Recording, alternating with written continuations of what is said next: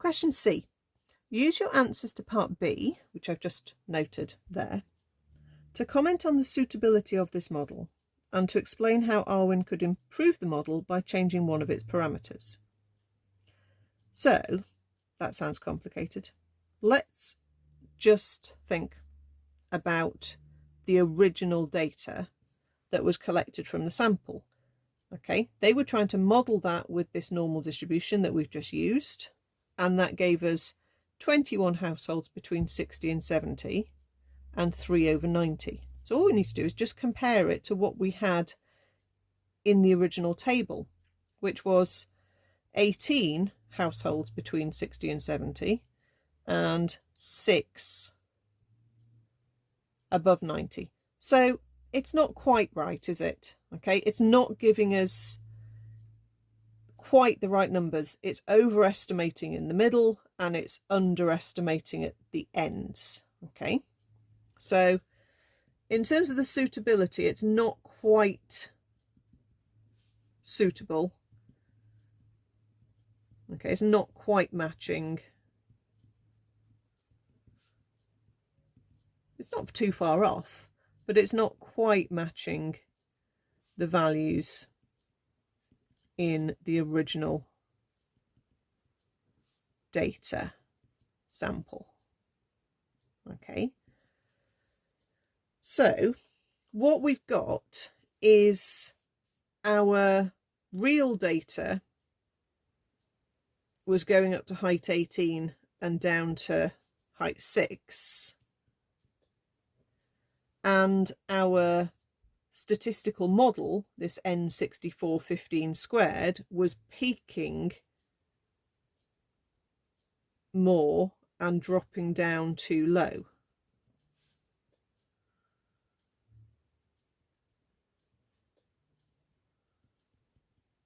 Okay, so it's not quite right. And it says explain how Arwin could improve the model by changing one of its parameters.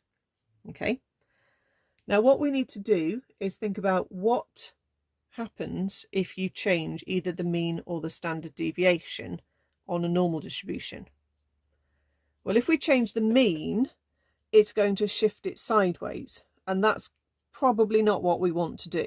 Okay, it looks like it's probably peaking in about the right place because we've got the peak at 64, which is kind of right nearly in the middle, maybe slightly below 65 because those numbers are slightly more than those numbers. So maybe 64 is probably right. It's the standard deviation, because if you alter the standard deviation, you're going to change the steepness and the spread of the curve.